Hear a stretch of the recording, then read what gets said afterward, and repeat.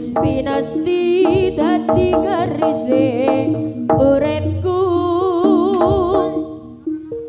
senadyan ra bisa nyelaki rasa atiku aku ra bakal nglanggar